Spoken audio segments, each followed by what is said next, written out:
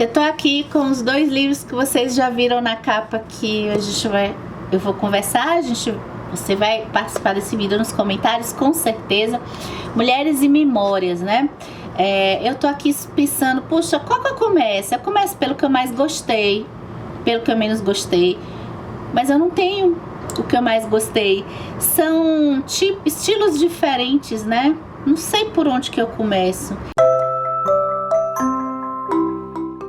Não posso nem fazer uma votação, tá? Mas vamos começar. A gente precisa começar logo a falar de memórias, né? Memórias tem sido um tema que esse ano aqui no canal Comparando Livros a gente conversou, tem vídeos falando pra gente, com dicas de livros pra gente pensar o tempo.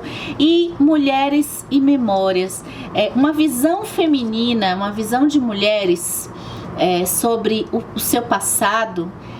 É algo que eu não sei se todos vão ter essa sensação, né? Mas é algo que nós mulheres acabamos nos identificando, e por meio das palavras dessas mulheres que conseguem expressar emoções, situações e vivências, pelo menos eu que não tenho tanta habilidade, não tenho muita habilidade com as palavras, eu começo a me ver, se eu fosse passar por isso, eu queria escrever desse jeito, sabe? Eu fico com essa sensação de tanto estar no lugar do outro, da outra mulher, com suas questões, tempos históricos diferentes, quanto também perceber quanto que isso, ainda que tenha muitas memórias de dor, memórias duras, isso acaba se reverberando em algo positivo, digamos assim, em um texto que vai tocar outras mulheres, que vai trazer essa interconexão entre nós.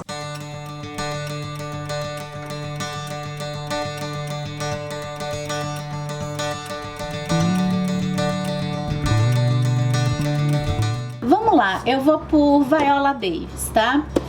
Esse livro se popularizou um pouco, eu achei incrível. Gente, a expressão da Viola Davis é o que mais que traz, assim, a gente começa a ficar pensando como que não deve ser esta mulher, o que essa mulher não deve ter passado. E não precisa a gente ler nada, só a expressão dela. Eu conheci a Viola Davis no filme Histórias Cruzadas. Eu vou deixar a capinha, não sei, se eu conseguir eu vou deixar toda hora que eu vejo a foto dela aqui atrás, eu acho muito fofa. Histórias Cruzadas, que foi um filme que eu assisti no cinema, foi um filme que mexeu comigo na época, acho que eu estava na faculdade, ou então saindo da faculdade, e a Viola Davis me chamou a atenção. Que mulher, que papel, o que é isso, né? E realmente a Viola Davis carrega uma história muito dura, uma história de sofrimento. Agora, é uma história que como são memórias, é uma história que é contada, vista de um ponto que ela já resolveu muitas coisas dentro dela. E claro, ela já conta numa posição de sucesso, ela tem sucesso na carreira, e a família dela, de certa forma, dentro da realidade da infância dela, é uma família vencedora, pelo que a gente lê que a família passa. Então, eles vivem numa cidade, no estado dos Estados Unidos, extremamente frio, e numa condição de pobreza. A gente aqui no Brasil, uma vez uma pessoa me falou isso, e aí eu nunca mais esqueci. A pobreza num lugar frio, tudo que a pessoa passa num lugar tropical, você multiplica por 5. Adoro olhar para minha mãe, absorvo cada detalhe do rosto, das mãos, da pele dela. Observo todas as cicatrizes. Algumas me lembram do abuso que ela sofreu, outras não. O braço esquerdo machucado, a cicatriz no antebraço direito, causada pelo meu pai quando o rasgou. Cicatrizes no rosto, nas pernas, cicatrizes. Pense na complexidade de seu coração de criança comparado à guerreira maternal e feroz que tirava a peruca para acabar com quem se atrevesse a pensar em machucar seus bebês. As memórias da Viola Davis começam já desde a infância dela. Então tem uma ordenzinha bem cronológica, né? Essa infância da Viola, ela vai falar de experiências na convivência com os irmãos, e algo muito presente aqui, além da pobreza, das condições dela, é a violência. E tem também, especialmente na parte das escolas, o bullying. E o bullying relacionado à cor da sua pele. Esse trecho que eu li aqui, a mãe da Viola Davis, ela carrega muito forte durante toda, que a gente vai acompanhar também a Viola conseguindo estudar teatro numa escola que é muito conceituada, que é a Juilliard, até a ascensão dela como atriz. E a mãe está sempre ali presente. É interessante a ambivalência, porque é uma mistura de coisas, é muita preocupação com a mãe. Ela vive desde a infância dela um medo constante da mãe falecer da própria violência. Ao mesmo tempo, essa mãe protege em algumas situações tanto esses filhos. Então a gente vai ver alguns momentos, como por exemplo, quando as crianças são violentadas no sentido de apanhar mesmo, e a mãe vai defender. Ela percebe que as filhas, né, ela e a irmã, a Viola e a irmã, são vítimas de uma família em que rechaça elas, e ela vai defender as crianças. Um ponto que a consciência da Viola Davis, já agora, né, nesse ponto, eu acho importante lembrar que o ponto que ela escreve é um ponto interessante, porque é um ponto que as coisas já estão muito resolvidas, então traz lucidez para ela enxergar melhor as coisas. E uma coisa que tem até no filme Parasita, aquele filme que ganhou o Oscar, né, coreano, que fala da moralidade da pobreza. Falar de comportamentos muito certinhos, muito dentro de padrões morais, que a gente até conversando vai entender que é certo. Por exemplo, eu não tô falando de crime, tá? Mas eu tô falando de furar fila, de não pegar tirar vantagem de uma pessoa. Quando a gente pensa não roubar a vaga de um carro, tô falando assim de passar o sinal vermelho, essas coisas, tá? Leves. Esses comportamentos de não mentir do dia a dia, e que a classe, ela transpassa nisso, né? A raça também. Mas a Viola, ela vai tratar aqui de uma reflexão que ela mesma faz, numa frase bem forte, que eu até deixei marcada aqui, ó. Quando você está lutando para sobreviver, a moralidade vai para o espaço. No filme Parasita, a gente tem uma fala em que a família pobre, vou dizer assim, ela tá falando, ela tá meio que passando a perna na família rica, tá? Isso aqui não é um spoiler, já é a premissa do filme. E aí tem um personagem que fica com uma consciência assim, poxa, mas tem essa personagem da família rica, ela é tão boa, ela é tão inocente, ela é tão... ela tem tanta compaixão pela gente. E aí um dos personagens da família diz, mas quando se é rico é fácil ter bondade, inocência e compaixão.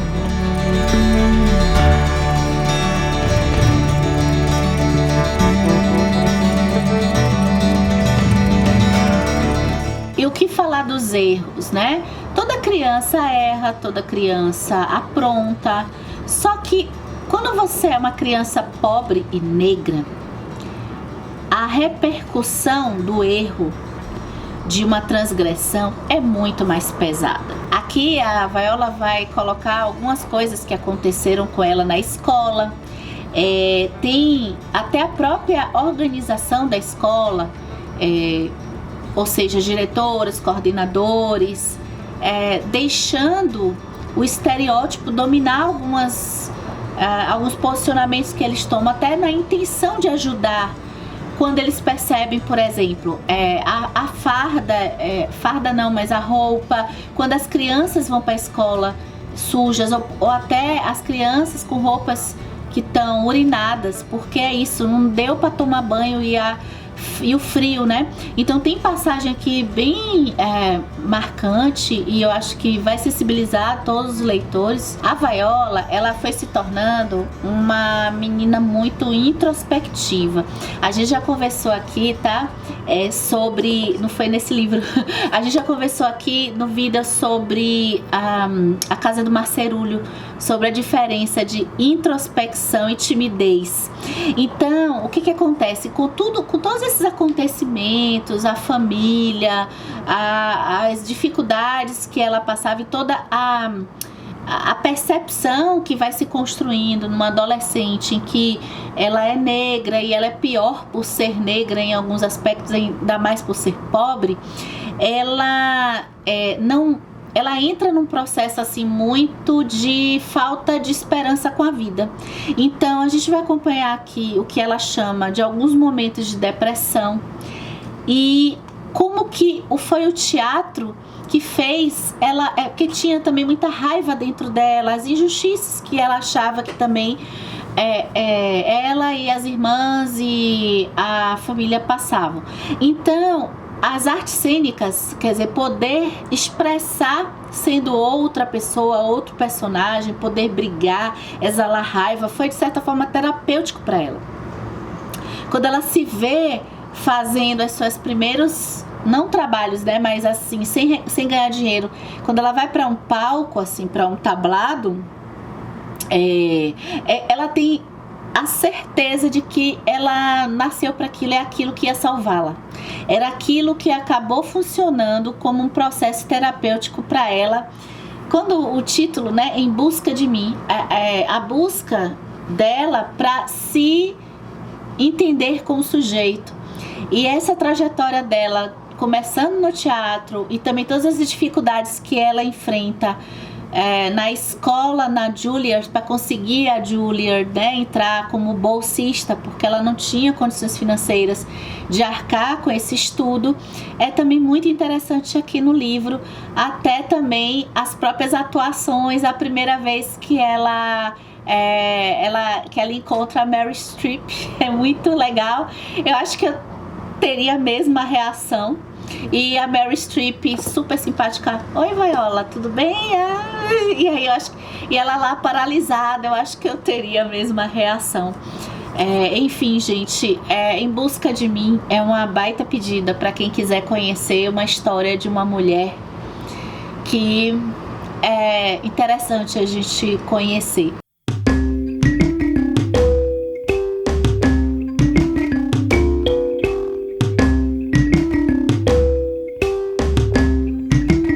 Eu conheci a Natalia Ginzburg lendo um livro dela, eu não achei pra mostrar, eu acho que ele tá lá em cima, que se chama As Pequenas Virtudes. A Natalia Ginzburg, ela é uma escritora que me impressionou muito naquele livro. Depois eu acabei não lendo mais.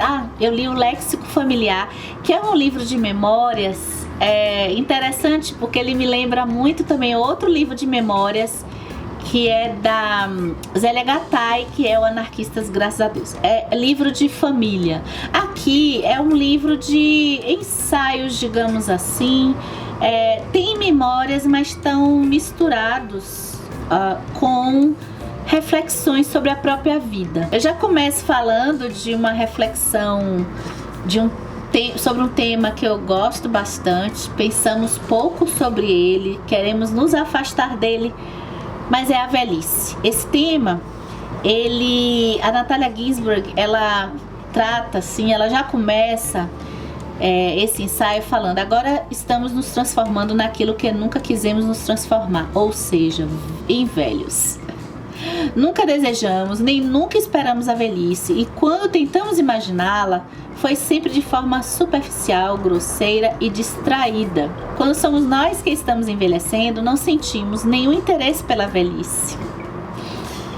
Nosso olhar ainda está sempre destinado à juventude e à infância. E aí ela vai falando das repercussões que vêm com a maturidade, com a idade. A gente deixa de ter espanto com algumas coisas, porque a gente já viu, já acumulou algumas experiências. A gente tem um encantamento mais lúcido com as coisas, porque ali a gente não tem deslumbramento, a gente não se perde, eu acho, né? Tanto a impulsos. De certa forma, a Natalia Ginzburg, ela nesse ensaio aqui também, ela tá pegando a sua memória numa idade avançada e ela tá com aquele ranço, eu me compadeço dela, ela tá com aquele ranço também da hipervalorização do que é novo, da velocidade das coisas novas, né? Talvez aí um pouco de saudosismo de uma época que não vai ter mais. Ela fica se vendo nos netos, nos filhos, assim, como que eles estão com toda aquela energia. Eu acho que deve ser uma sensação boa e ruim ao mesmo tempo. Tem um texto dela sobre a preguiça que eu gostei bastante, mas eu quero falar de um outro, que é a minha psicanálise. Gente, a relação dela com o terapeuta é de uma pessoa que já manja, já tem um certo autoconhecimento, mas está precisando de ajuda mesmo assim. Então ela vai meio que se desafiando com o terapeuta dela. Eles vão criando uma relação muito interessante. Eles vão ela vai tratar de um tema que eu sempre parei para pensar, já até também conversei com outras pessoas, que é essa coisa do pagar, né? O pagamento e a terapia. O que significa o pagamento para a terapia? Então ela narra assim como que ela passou por períodos que ela falava muito, compulsivamente. Falava. E aí ela já imaginava que se ela ficasse em silêncio, ele ia ficar em silêncio e ia ser aquele silêncio constrangedor. Quem já fez terapia me conta. Só que ela diz que esse falar, ela diz, falei tanto e nunca fui capaz de contar toda a verdade sobre mim. Realmente tem coisas que eu acho que a gente demora, a gente não consegue se abrir, ainda que seja um profissional que a gente saiba que não vai falar nada pra ninguém, né? E ela fala desse incômodo do pagamento, que é muito interessante também. E ela diz também o incômodo de quando ele vinha com as intervenções. E ela diz, mas esse homem parece saber tudo, não é possível. E é uma sensação que a gente passa também quando a gente tem aí os bons profissionais que passam pela gente, né? E aí ela vai fazendo uma autorreflexão dessa época, porque que ela estava procurando a terapia. Tem um também que é sobre a crítica. É que vocês vão ver as imagens. Sobre a crítica, eu gosto muito desse texto, porque ela vai falar da importância de ter, assim, será que a gente está preparado? É uma coisa que vale muito para os nossos dias. E também para uma certa idade. Eu, quando eu tinha uma certa idade, tava me achando, sabendo tudo. Não sei se é muito assim. E ter, assim, essa referência. Ela fala muito de uma... ela começa a refletir sobre a ausência de função paterna, tá? Eu não vou chamar pai para não estar só ao masculino, mas função paterna, que é uma referência educativa, de modelo para pessoas em formação. E a gente sempre vai estar procurando essa referência, mesmo quando a gente diga que não. Se a gente não tiver referência, como é que a gente vai se construir como sujeito? Tem uma parte aqui muito boa, né? E assim seguimos procurando inutilmente em meio a nós aquele de quem temos uma sede profunda, uma inteligência inexorável, clara e ativa, que nos examine com distância e objetividade, que nos observe do alto de uma janela, que não desça para se misturar conosco, isso é importante, na poeira de nossos quintais. Uma inteligência que pense em nós e não em si mesma. Uma inteligência equilibrada, implacável e límpida, direcionada a nossas obras. Límpida o bastante para nos conhecer e nos revelar aquilo que somos. Inexorável para encontrar e definir nossos vícios e erros. A Natalia Ginzburg, ela tá falando aqui sobre crítica, tá? E então, referência de função paterna, que pode estar permeada em diversos espaços, inclusive um aprendiz com o seu mentor, dentro de um espaço de estudo, de trabalho, em que ele seja o objetivo de te fazer perceber verdades, e às vezes verdades incômodas, que seria essa crítica de apontar realmente falhas, não no sentido de desqualificar, mas no sentido de ser verdadeiro e objetivo. Então ela tá falando no sentido de crítica e de lugares de literatura, pode ser também. E dentro do que o Byung-Chul Han tá dizendo, que a gente só tá no nosso universo, na nossa bolha, junto de quem é igual a nós, a gente não tem referências de coisas que estão dissonantes de nós. Se a gente não tem essa referência, como é que a gente vai se constituir como sujeito, né?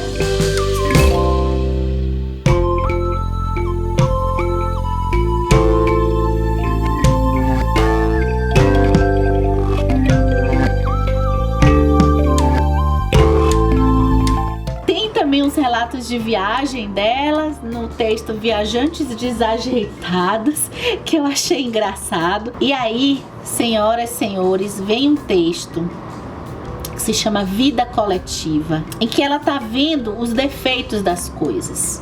Ou seja, é aquele tempo que já não é mais o tempo que ela tinha o hábito de conviver. Então, gente, deixa eu continuar, porque teve um problema com a bateria terminou. Minha bateria tá horrível, mas eu quero terminar isso. Então vai no celular, tá? Se mudou alguma coisa, foi mal. Então, gente, eu tava falando do texto da Natalia Ginzburg, que se chama Vida Coletiva. E aí, ela começa falando uma intolerância que ela tá sentindo, que ela tá tendo com algumas coisas. Então, o que ela tá percebendo é que os seres humanos, eles não estão entendendo o que é realmente útil, o que é inútil. A ciência, o que é considerado mais útil, né? São as coisas imediatas que são úteis, que traz um resultado rápido. Então ela fala, ó, ciência, técnica, sociologia, psicanálise, é que tá mais em voga aqui nessa época dela. Tudo isso é considerado útil e é cercado de veneração. O resto é desprezado e é inútil. E aí ela vai dizer que no resto tem tantas coisas que não vão trazer tanto uma vantagem para a humanidade necessariamente, mas que podem ter uma utilidade, né? Que podem ser, sei lá, dançar, tá? Eu tô chutando aqui, mas são coisas que às vezes estão na nossa essência. O julgamento moral individual, a responsabilidade individual, o comportamento moral, o pensamento solitário, a fantasia, a memória, as lamúrias de um tempo perdido, a melancolia, tudo o que dá vida à poesia.